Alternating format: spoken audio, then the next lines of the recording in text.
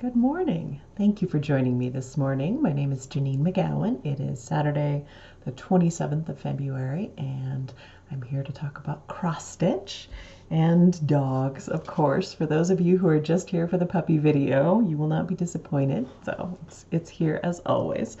For everyone else, thank you for joining me again. It's a lovely chilly morning here in Nevada.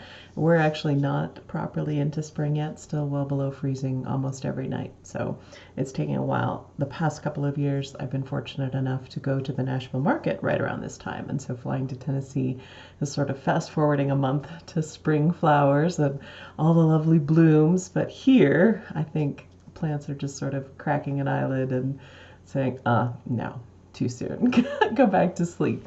Like Punxsutawney Phil, or my teenage son, or Rye, come to think of it. She's not a morning dog at all, which is kind of nice for us. We get some quiet time in the mornings to work while she sleeps before she gathers her energy for the day. All right, jumping right into stitching in action, we have some lovely things to show this time from Nicole. Thank you for sharing. She shared 3 terrific finishes with us. The first is Baking Squirrel, and this was in the cookbook from the Nashville Market last year, and she's made some color changes and finished it into a wonderful bag. Oh, I love that. And some great smalls I can see in that picture too, so thank you for sharing, Nicole. That is awesome.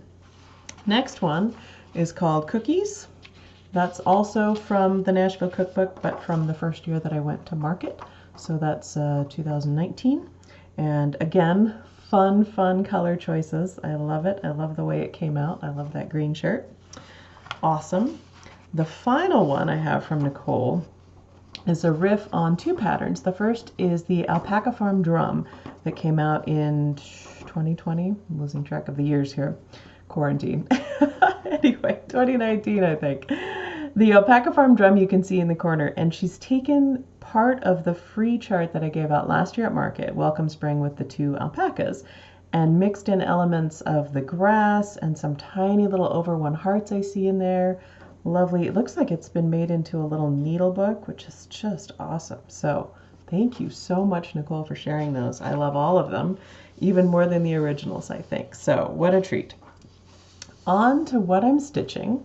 I'm bringing out something that I haven't showed in a while and haven't worked on a bunch, but here we go. This is Anne Long 1826 by the Scarlet Letter. And it's a little bit big to show properly, but I've talked about it before. I've shown it before. I haven't worked on it a lot. I'm still sort of, let's see, there we go, trundling away at filling in the bricks, but I bought it because I loved that blue fence and the blue gate and the big house with the sort of stone-colored bricks. I'll show the proper look here so you can see. That one's on 40 count Bittersweet for anyone who wants, with just whatever threads I had on hand. Got a little drunk with power, as I do. So there's the original, and I've been working on that. If I have time during the Needlework Expo next weekend, I might continue filling in those bricks, and I really want to finish it, because the stash spotlight is the one that I would like to do next. And this one is called Mary Gunter 1811. But you can see, I'll bring them up so you can see, comparing. They're both on the screen there. There we go. Don't need to see me, just see the stitching. These 2 obviously share a common ancestor. Now, Anne Long is from an original that's in Tanya's collection of the Scarlet House. This one, Mary Gunter, is in the Bristol City Museum.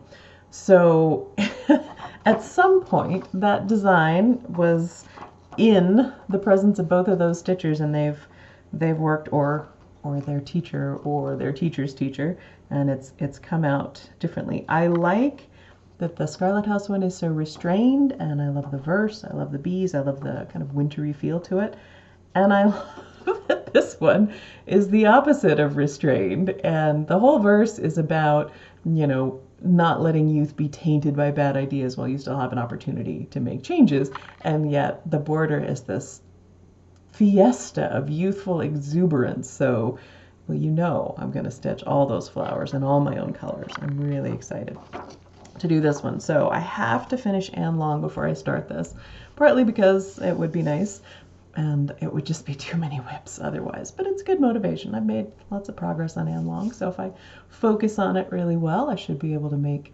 further progress and move on to the next one. I did get this from a German website which has English translation, so it's easy to shop, and I'll put the information in the notes. They also sent me with the order this postcard with this lovely, it's a little bit hard to see, but this flower alphabet, which is a German chart. And boy, that looks really pretty. But too many whips right now. Maybe in future this one will come into the stash, but not quite yet. However, if you really like reproduction samplers, like I said, I'll put the information in there. I got a lovely packet from them with everything laid out very nicely, really good instructions. And yeah, take a look, see if there's something that you love or just a lot of inspiration to see. All right, the world around. This week I am featuring the common pussy willow. We've never had pussy willows in our yard until this house, and we have a big clump in this house. I'd always seen pussy willows as the bare branches with the little fluffy buds on them, and I didn't actually realize, which comes from not thinking about it, that they flower. Well, of course they do. Why wouldn't they? But they do. And so when we have this big clump, the flowers, those little fluffy buds, they're almost like the fireworks that just explode into a ball.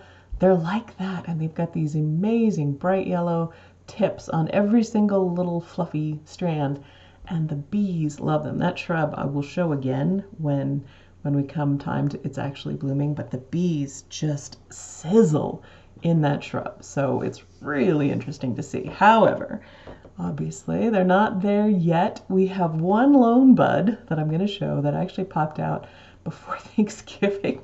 And this poor bud has been hanging on alone this whole time, ever since. Now it's just in the last couple weeks starting to have other buds that are popping out, so it's no longer alone. I'm really curious when the rest of the buds start to actually flower, if this one is going to flower as well, or if it just got out there and then it was too cold and it didn't make it through the winter. But come on, little bud. Hopefully, in a few weeks, we'll be able to show you that bud and all the rest in their full spring glory. All right, I have a question, sort of hearkening back to my stash spotlight and what I'm stitching.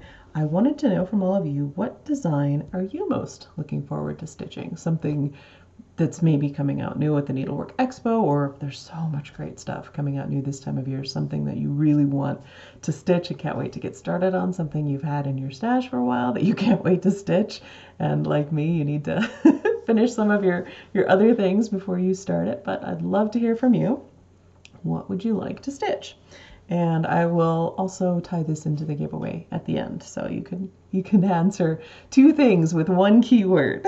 All right, best thing this week, the Moo The Merrier. You may have seen this online, and this actually came from a conversation Michelle Bendy Stitchy and I had when we were at market together last year.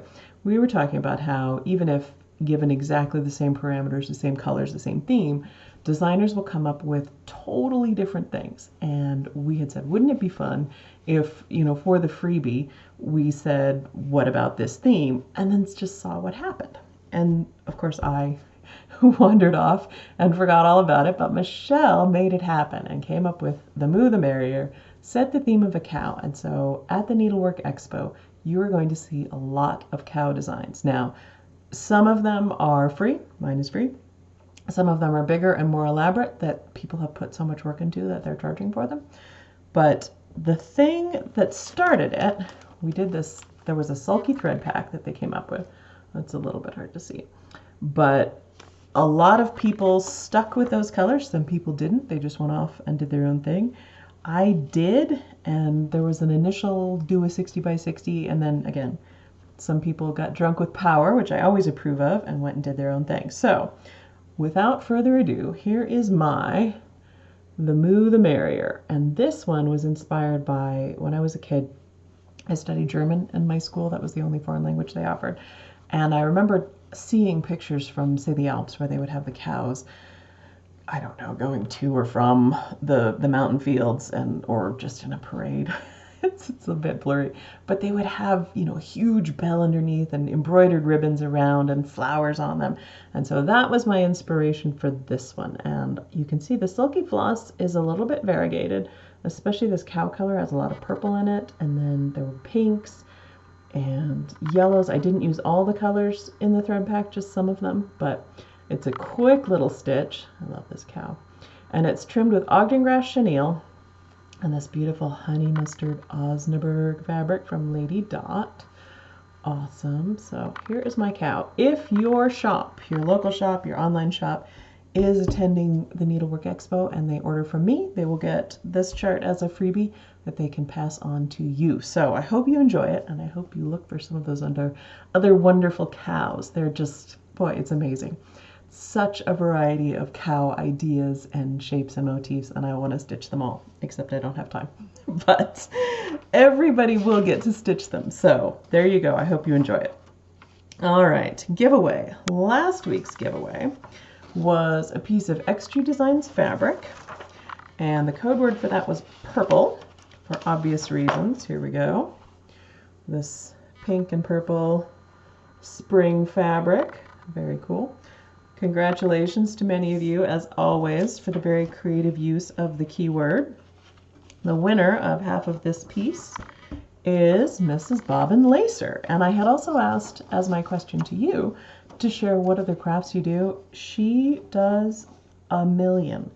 Armenian lace, crochet, lathe work to make bobbin lace, painting, quilting, heart hanger beading, so many things. And I had to look up some of them, but they're all wonderful. She said that she worked for the Utah Arts Council, and so she was fortunate enough to meet some of the artists and have them teach her all of these different things. So what fun. I'm really curious to see what she's going to do with this fabric. So if you can get in touch with me, give me your mailing address. I will get that headed your way, and I look forward to hearing from you.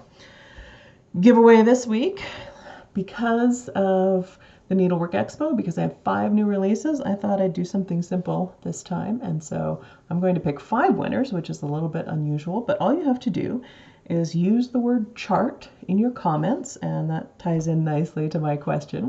What design or chart would you like to stitch? So use the word chart, and the prize will be any one of my charts that you'd like to have. So I'll pick 5 people. You can pick any design, new designs, old designs, it doesn't matter. Just let me know what you'd like, and I will send it to you. Again, announcements. I'll be at the Needlework Expo next weekend, and then I'll Flosstube the weekend after that. For those of you who are shop owners, I really hope I get to see you in my booth. Apparently, you can just click on the button and see right into my office and chat with me. So that'll be fun. We have a slightly different, you may have noticed, view. This time my camera's in a different place because I've been reorganizing my office. I used to have a little bit more spread out flat surface for working, and I've had to give up some of that because of Rye, the land shark. So I have more upward cabinet stuff so that I can keep everything locked up until she gets through this, well, I'll just eat that and see if it's good phase. Especially my poor computer mouse has been dragged into the yard a couple of times. I think it might be nearing the end. So speaking of Rye, puppy video at the end. She's 10 months old, so she's starting to become a little bit more of an adult dog, but we're not out of the woods yet. We've got about another year of the puppy behaviors and chance to really guide her into the dog she'll become, who hopefully does not eat things off my desk. So thank you for joining me. It's been lovely to see you, and I really look forward to hearing what you would all like to stitch. I hope you enjoy the wealth of new designs that are flowing out right now, and I will talk to you in 2 weeks. Bye.